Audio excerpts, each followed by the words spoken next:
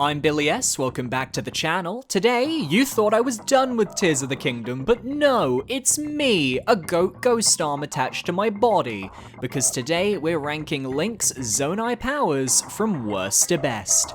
This video will be focusing on the abilities of Link's Power Wheel that he gains through the use of his Zonai hand. So if you're looking for the Sages and their abilities, check my Sage ability ranking from a few weeks ago. That being said, for those of you who did watch that video, I didn't rank the Vow of Spirit ability, as I personally felt that Minaru's construct was more Zonai tech based, meaning it was more in line with one of Link's main powers as opposed to a Sage ability. You know what that means. I'll be ranking Minaru's construct in this video. So without further ado, all 9 of Link's Zonai powers ranked. And be sure to leave your favourite power in the comments below. I think it's very fitting that the power in last place happens to be the one I genuinely have never used. I had to record entirely new footage of me using the map power because what on earth is it doing there? You can set a map to your power button via the wheel, and with it you'll gain the power to, get this, open your map, something you couldn't possibly have done otherwise. It's not like there's a minus-shaped button on your Joy-Cons or Pro Controller that opens the map instead, oh no. Something tells me that Nintendo had already designed this wheel as their way of switching between powers, but they quickly realized they didn't actually have enough powers to fill up the spaces and said, throw this on there, it'll look more aesthetically pleasing. This power actively harms your gameplay, as you have to switch off of a more useful ability for the sake of being able to open the map a second time, and certainly deserves the ridicule for the placeholder it truly is. One step up from a useless map power, we have another ability that a majority of players won't end up using, Amiibo. With this ability, you can tap an amiibo to your game and spawn a series of randomized items, or in the case of special Zelda series amiibo, extra goodies to discover. This ability has some utility for players who have purchased amiibo, aka the more hardcore Nintendo fanbase, or those with young kids who wanted a figure of their favorite Nintendo character. But given there are people out there who no doubt don't own amiibo, they'll be looking at this functionality and thinking, damn, it sucks there are paraglider skins locked behind amiibo that I'll never be able to access. Had the unique items gained from amiibo been obtainable in-game anyway, but just on a more difficult method, it'd be fine, but holding extra nostalgic content behind a paywall will never sit right with me. I say as I purchase another amiibo because I'm the problem. Next up, we've got a surprisingly versatile and useful tool, the camera. Just like in Breath of the Wild, your camera functions as a way for you to monitor and fill in your Hyrule Compendium. On the surface, just the idea of unlocking different entries in your compendium appeals to the scrapbook 100% completionist in my brain, even if I'm a little too lazy to actually go the whole way and complete it. But the camera also functions in tandem with the sensor ability you can unlock by following Robbie's questline, and it acts as it did in Breath of the Wild. You can set the sensor to track shrines, and when you upgrade it to its Plus variant, you can set the sensor to track any item you have listed in your Hyrule Compendium. And the only way to list items in your Hyrule Compendium is to take pictures of them with your camera, meaning it all comes full circle to give the camera a useful feature for farming resources, in case you want to upgrade a set of armor, or you want to cook a specific recipe. Plus, you can take cute selfies. We all love a good series of cute selfies. Since I filmed my Sage ability ranking video, I have lit up the entire depths, and I'm now working my way towards completing every shrine in the game. Yet at no point did I actively feel the need to bring out Minaru and ride her construct. So I'm gonna be honest, for what could be such an interesting power, Minaru severely underwhelms me. She moves far too slow, even with parts attached to her, and I find myself wanting to explore from the comfort of my paraglider and other Zonai devices rather than using her. Even more than that, I don't really find her fun to use in battle. Her attacks are too slow, and I find general combat with my own unique fused weapons to be way more entertaining than hopping around on Mineru's back and taking damage anytime she gets hit by smaller enemies that crowd around us. Perhaps I simply don't have the knowledge to make the best use of Mineru, and I have to assume some people have done some crazy stuff with her construct, but it's a power that simply is not for me, and retroactively, I'd have ranked her just above Sidon on my Sage rankings. Sorry, Mineru stans, I really wanted to like her power, but it just wasn't meant to be for me. If I could just take a few moments of your time, I'm trying to reach 10,000 subscribers by the end of 2023. I don't know if we can do it, but I'd love to try. Look at how many of my viewers aren't subscribed. Let's rectify that. Be sure to parry that subscribe button so you can stay up to date on my weekly content. Back to the video. The first of Link's main powers, Auto Build, is an optional ability that you can obtain by following Josha's questline from Lookout Landing, or if you're like me, you wanted to check out the Great Plateau early in the game and you happened to run into the Auto Build shrine while doing a different quest. Auto Build is a fantastic ability that really streamlines the process of creating various Zonai vehicles. You can either use the various Skema stones found from constructs, with there being 11 of them, or the Yiga clan bases throughout the depths, where there are over 30, and they provide a great basis for teaching the player about how certain parts can work together. You can create hoverbikes, gliders, automated cannons, speedboats, the list goes on. But perhaps more important, Auto Build has a history function that retains the last 30 builds you created with Ultra Hand.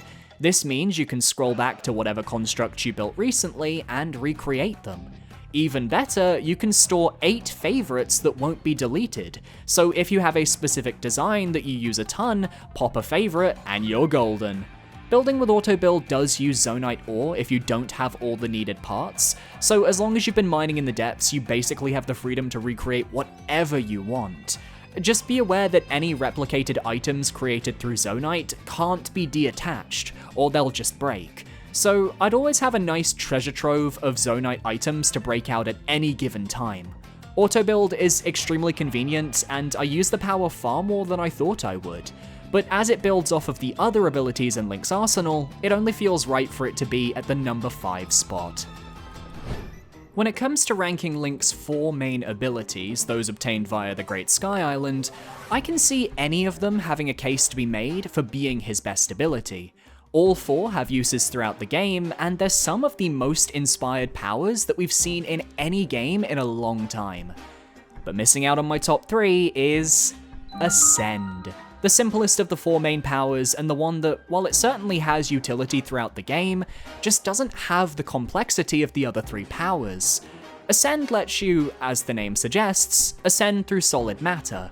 As long as there's a valid ceiling above you, you can use it to ascend platforms like enemy encampment towers. You can use it to ascend through caverns, allowing you to find other hidden caves, or escape a cavern you've thoroughly explored with the click of a button. You can ascend into Zonai tech. You can use predetermined points in the depths to ascend up to the overworld, such as the underground Lost Woods, which is your only way to get into Korok Forest. There's something satisfying about being able to use Ascend to scope out an enemy encampment, as everything freezes once you poke your head up from the ground. So you can survey how many enemies are nearby, what the dangers are, all from the safety of your bubble. I also just really love the swimming animation of Link ascending through the green Zonai void.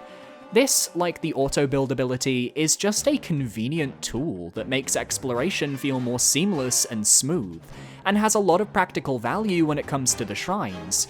You'd be surprised how many incorporate Ascend in a fun way. But ultimately, it fails to have the flexibility of the other 3 abilities, and that's okay. It's still one of my most used powers. Now we get to the hard choices. Taking the bronze medal in today's ranking, I had to make a call. A recall? That's right, Recall is our bronze medalist. Many of you asked why I didn't include this in my Sage ability ranking, as technically, it is Zelda's Sage of Time power passed down to Link. But people really missed the point of my Sage ability rankings. I was specifically looking at those abilities triggered by the Sages as they accompany you throughout your quest, the Avatar abilities, whereas Recall is just on your power wheel. It's held to a much higher standard in-game, and deserves to be ranked with Link's main kit. Recall has the power to reverse the momentum of any object that has recently moved, allowing it to travel backwards along its path until it either reaches its starting point or the recall timer runs out. And while that sounds simple on paper, the reality is that the game being able to analyze, track, and record all of those movements is insane. The amount of work put into this one power had to be astronomical, and it's a miracle that it works flawlessly. No bugs, no errors. That extra year of dev time really paid off. I enjoy Recall for its utility, and for how it can be used in battle. You can use it to reverse falling blocks to travel up to the sky, you can use it to catch any items that happen to be moving out of your reach, bringing them back to you. Its utility in shrine puzzles is insane, allowing for some really inspired challenges that take advantage of the stop and start nature of Recall's ability.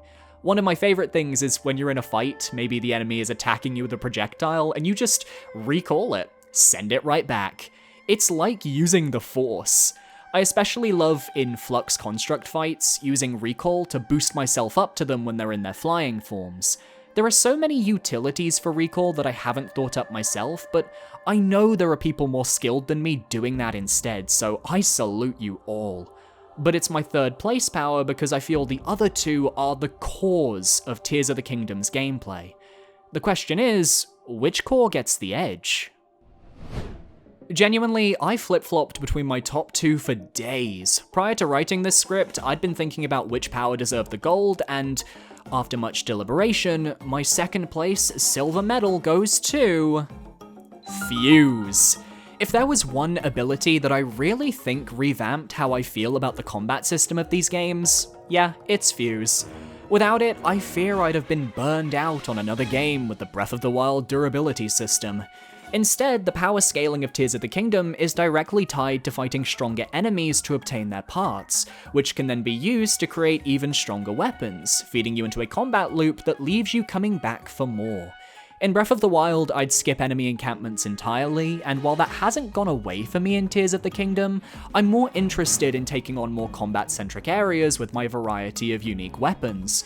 The Colosseums in the depths have been especially fun, the Lionel one being a major shout-out, great place to get some good strong weapons for future fusing. Or taking on boss rematches in the depths and using the large part they drop to fuse an already strong base weapon for maximum damage. It's addictive seeing the different combos on offer, and then you can fuse just about anything to your arrows for extra damage, elemental effects, homing abilities, elemental homing abilities, and might I add that every single fusion has its own custom icon? Damn! While I haven't messed around with fusing things to shields that much beyond bumping up the defense value, I really enjoy the small puzzles I've faced using them in certain shrines.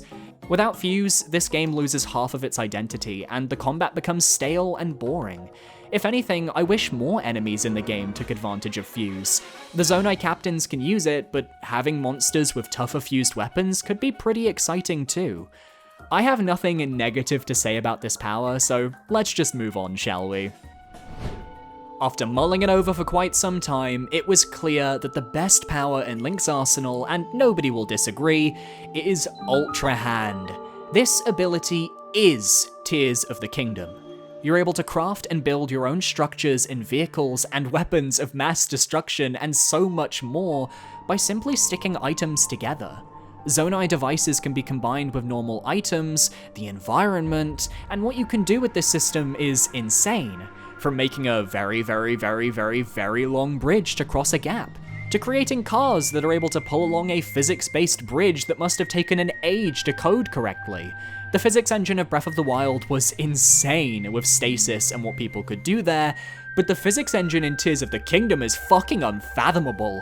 I refuse to believe that this was coded by real people. This is eldritch witchcraft from Cthulhu himself, because how do they make all the physics work without it bugging out? It's the Magnesis room from Breath of the Wild on steroids, because now you're not just limited to metal, you're limited by your imagination. Terrorize those Koroks with your vehicles of mass destruction, crucify the non-believers, and show that sign man who's boss by doing his job for him. Even if you ignore the Zonai tech and just focus on Ultra Hand as a tool to move items and combine items, you can still get through a majority of the game no problem. If you want the super big brain solution, you can do it.